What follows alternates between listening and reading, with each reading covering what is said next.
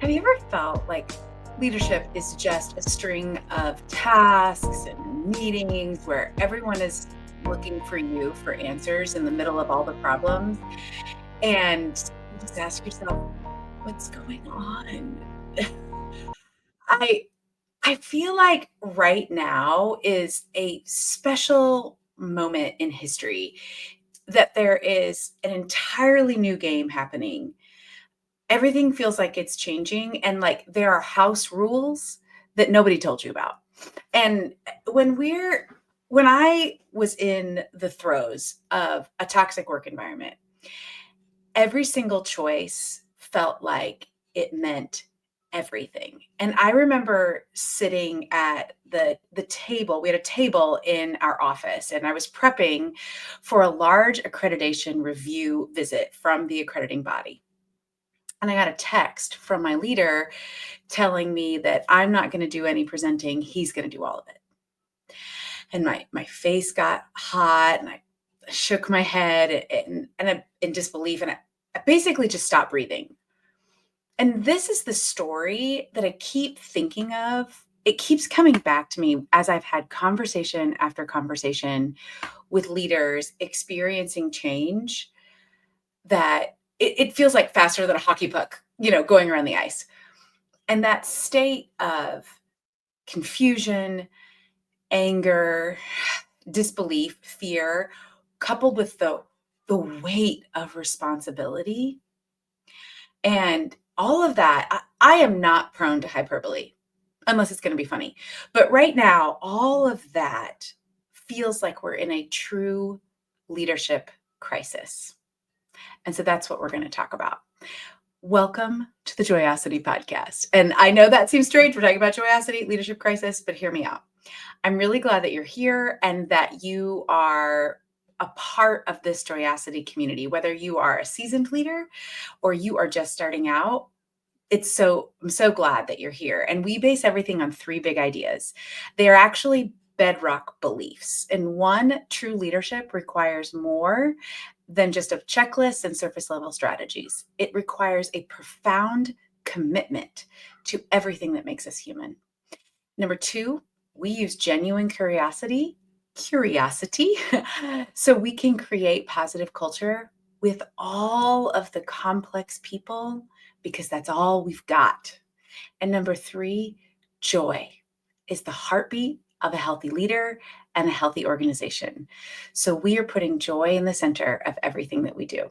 I'm Jenn Whitmer, keynote speaker, leadership consultant, and all around joy bringer, hosting you and guiding you along the way. And this week, I'm really hoping that we can address some of the big challenges that it takes to lead in a dynamic world. And I want you to be ready for I can use this right now moment.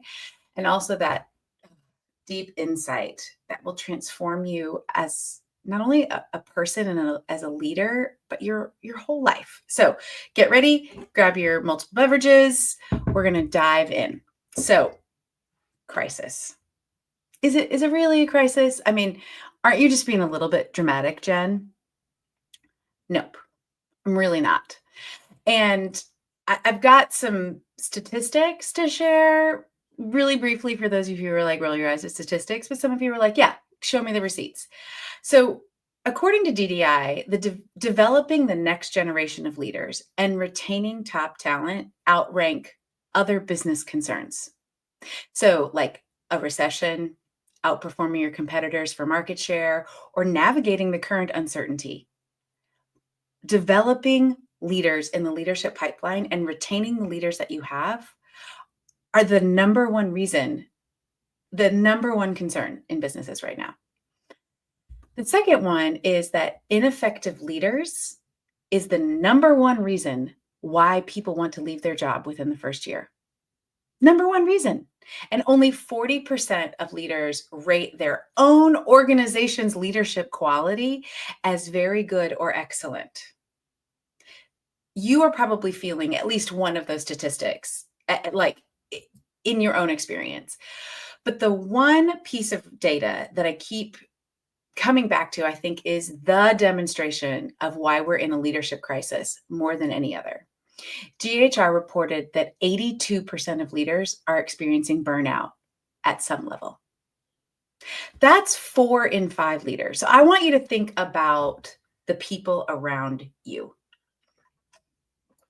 Who are the leaders that you're working with? Who are the 5 leaders that you work with the most? And if 4 of them are operating in burnout, doesn't that feel like a crisis? If they're incapable or so burned out, they're struggling to make healthy decisions. Like, who's making decisions? Who's managing the projects? Who's keeping the employees engaged? That level, that feels like a crisis to me. And there are so many reasons why we've arrived at this place. A global workplace culture obsessed with profit and measurement is one key reason. Recovering from the effects of a global pandemic, lack of diversity in leadership circles. All of these things are reasons of how we've gotten into this leadership crisis. But today, I want to talk about 2 leadership myths that are pervasive in our world right now, and what we can do to change them, because these are things that you can do to change right away. So number 1, the first myth is that leading means that you do all the work and you do it alone. And number 2, someone else makes you a leader. The truth is, leadership is always a team sport, and you can't lead anyone else until you lead yourself first. So when you start leading and you have to believe that you do it all alone, it is more than just you are not so great at it, doing all the things. You're going to burn out. When I was in high school, my 2 favorite races that I swam were the individual medley and the medley relay. Now, in the IM, if you're not a swimmer, you swim all 4 strokes. So I would swim fly, back, breast, free in that order by myself. I loved the variety. It was super fun. But it was a lot to train for. So I had to train on all 4 strokes all the time. I had to know all the touches and turns. So 2 hands for fly and breaststroke, 1 hand still on your back for backstroke, and just get there first for freestyle. But and all of the special kicks, which way you could turn, and I had to be good at all of them. And I would invariably fall behind in the backstroke because it was just my weakest stroke. And I'd have to make up for it in the last 2 legs. But the medley relay, so I swam fly, and all I had to do was, be ready, cheer for Karen as she raced down the backstroke leg, and I had to watch to make sure that I flew off the block as Jill touched from the breaststroke leg, and then swim fly. All I had to do was butterfly, and then touch with my 2 hands while Jenn did the freestyle anchor leg. It was so much easier and honestly so much more fun and productive. The relay times are always faster than the individual medley times. So let's take that idea and put it into leadership. Why do we think we have to do it all alone? Even in the IM, it was clear that I was overcompensating with fly and trying to make up for my passable backstroke. And so when we come up with this idea that we have to do it, why are you doing it all alone? So where are you doing this in your leadership? Trying to stay with something that you're only passable at, or maybe you're actually, you're good at it, but it's not your best level work. I think those are problems, and they're more surface level problems with this myth. But I don't think it's the root problem. I think the real problem that's underneath is you're shoulding on yourself all the time. I should be able to do this. I should be the one. I think those come out of the worst parts of the American bootstrap mythology, that there is no successful Lone Ranger. We will never succeed all on their own. And the people who say that they did are lying. Not only do you stay ineffective because you're spending too much time doing stuff that isn't your best work, you also burn out because it's harder to do work you're not skilled at. It was so much more effort. I was breathing so much harder at the end of backstroke than I would at the end of fly because I was better at it. It was less effort. So, beyond the actual tasks that you do as a leader, you also need community. Again, there is no successful Lone Ranger, but leadership can be really lonely. You get up to a certain position, and the people that used to be your peers are now the people that you're in charge of and hold responsibility over, and it can create some difficult relational dynamics. And so you need a community around you, as well as developing those relationships on your team. So I think that you need four different types of people in your leadership. And I've heard this from several different leaders. I've adapted a little bit from Kim Kaup. But first is that you need a mentor. And I always think having somebody who is in your field as a mentor is really helpful, but also possibly somebody who's not in your field, but they're ahead of you in life. So if you're in that like first leadership role as your first manager, go find the director, go find the vice president that is ahead of you in life, even if they're not in your company, but they can mentor you and say, here's how I did that, and encourage you along the way. The second type of person that you need in your leadership circle, some people call it your board of directors, your own personal board of directors, is a coach. And the coach is all about your development. They don't need to be in your field. They do need to be good at developing people. So I have a program that I call the Joyosity Jumpstart, and it's at jennwhitmer.com/jumpstart. And it's a one-time session, because sometimes committing to longer and finding a coach can be daunting. You're like, I'm already suffering from decision fatigue. Now I have to choose the right coach. So this is a one-time session that is very clear on what we do and how I coach you. One, we're going to clarify your goals, because when you think you have to do it by yourself, you can get real fuzzy on your goals because no one else is helping you clarify that. And you can't make a plan until you know where you want to go. Number two, I will help you figure out what's working and what's not. We use the Joyosity Compass to guide us, but it's a way to have a framework to say, okay, this part's going well, this isn't, and helping you observe your own life. Sometimes it's really hard to see because you're in the middle of it. You can't see. You're literally in the weeds and you cannot see the flower garden. And so the third thing that we do is label the things that are preventing you from getting what you want. What are the roadblocks that are in your way, so you can develop a plan and something that you can actually commit to? That's the role of a coach in your life. And I do that with the Joyosity Leadership Lab over time. But the Jumpstart sessions are so helpful because they're clarity in the moment. It is a quick, we spend an hour together and get this done. And that is a space when you feel like you're in crisis and you feel like you're alone that can be so life-giving. So a mentor, a coach. So thinking about that jumpstart session. Another person that you want on your board of directors or your leadership circle is a sponsor. And often this is someone in your field who is mentioning you in rooms you're not in. They're like, yes, absolutely. This would be a great person to put in that role. And finding a sponsor means you have developed a relationship with them and they have seen your work and you've asked for that. Are you willing to say things like this? Will you do that? I have to do that in some of the strangest ways. I feel like I had a phone call this morning with somebody who I'm always like chatty and like, who are you and how are you? And she's like, okay, so tell me about what you do, because I'm really excited to share about with this leadership group within the bank. And then we have this special program at the bank that I think you'd be a great speaker for. And it was great. Like, she was a sponsor for me, but I had to talk to her about it and what I do. So you get a sponsor who will help mention you in rooms that you're not in. And then the last group you want are peers. Peers who are at your level that you can support and ask for support, and that mutuality of peers is incredibly helpful. You need that board of directors. The best time to set it up was when you're not in crisis. The next best time to set it up is right now. Because when you're in crisis, everything feels heavier, which is why you need people in that moment even more than when things feel all smooth and easygoing.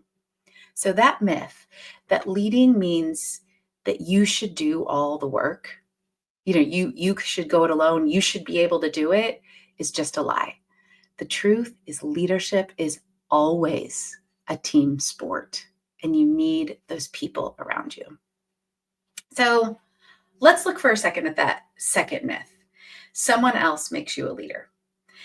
And so after I left that toxic work environment, I just showed to give you one little tiny example, but I was pretty beat down. The part of the toxicity was an intentional eroding of the trust that I had in myself and my ability to lead. There was gaslighting, siloing, intentional undermining of decisions, and even some actual sabotage that just it took me out. My confidence and my trust in myself. And it permeated beyond the walls of that organization. And so one day, not long after I had left, I was standing in Home Goods and looking at lamps. And I was turning over all the options in my mind. There were these large table lamps that I wanted for our living room end tables. But okay, were they the right size? Did I bring the right measurements? They're kind of metallic. They're not really clear. Is that going to look right? Is that the right color? What about the price? I'm at Home Goods, but do I really want to spend that much on these lamps? And okay, were the cords the right length? Or were they going to be able to reach the outlets? Would the kids like them? And would guests think they looked right with our gray sofas? And I really should ask, I should ask these couple people before I make this big of a decision. I remember standing in the lamp aisle thinking, oh my gosh, what is wrong with me? I've been paralyzed for 20 minutes trying to make a decision about lamps. I get to decide. I can make this decision on my own. I know what I like, the size that I need, what will work in the room. I've gathered the right information. And if I don't like them, I can return them. Get the lamps. I know that sounds odd, but these lamps were really the beginning of restoring my own self-trust and self-leadership. Someone may promote you or assign you to a role that has responsibility. Sometimes you might get voluntold into that role, but leading, that's your choice. And I want you to take radical ownership of leading yourself. And that starts with incredibly small things. So here's just a couple questions to get you started. If you are going to lead yourself, start looking at, where are you stuck in indecision right now? Or maybe you're waiting for an adultier adult to come in and solve that? Or are you abdicating your responsibility to lead and own the outcomes of that decision and own the impact of that decision? Leading yourself can sometimes seem in opposition to leadership being a team sport, but they're actually concepts that complement one another. They fit together. You need other people to help you grow and encourage you in your self-leadership, especially in crisis. You need someone to reflect back to you that you can do this. There's a great quote that says that friendship is about the people who sing your song back to you when you've forgotten the words. That's what your leadership council can be like when you are struggling with your own self-leadership. And you, over time, develop your own self-efficacy, which is a fancy word for confidence. But coaching and feedback is always a part of confidence. It's part of self-efficacy. So even in this moment, me just asking you those couple questions, where are you stuck in indecision right now, is encouraging your self-leadership, but based in community with me and others. And it's why, again, I love those jumpstart sessions. I get to guide and be a part of it, part of that community, but you're the one that's leading yourself and making the decisions. So the myth that someone else makes you a leader is part of why we're in crisis. The truth You lead yourself before you lead anyone else. Do that, and you develop the skills to be a powerful and effective leader. And I know it's not easy. I even have in the introductions when I come as a keynote speaker, and in the introduction, it talks about the different groups that I've led, the positions that I've held, but it ends with, and hardest of all, leading herself. Because it's true. We are the hardest people to manage.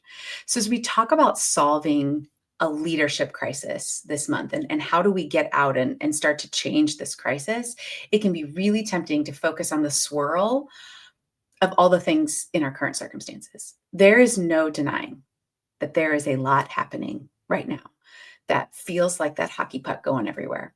And so much of it is out of your control, which can make you feel powerless and pervade everything, much like making the decision about the lamps.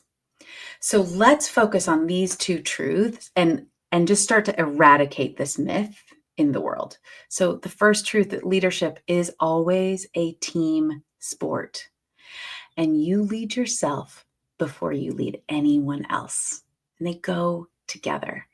So this episode is my challenge to you, but it's really just the beginning of what we're talking about this month. Jo Saxton is my guest this month. She's coming back over the next couple of weeks, and we get to go deeper on how do we navigate today's leadership crisis over the next few episodes. And in the first one, Jo and I are going to talk about where is this coming from? What is this hidden leadership crisis, and why those statistics are there? Why do so many people feel overwhelmed?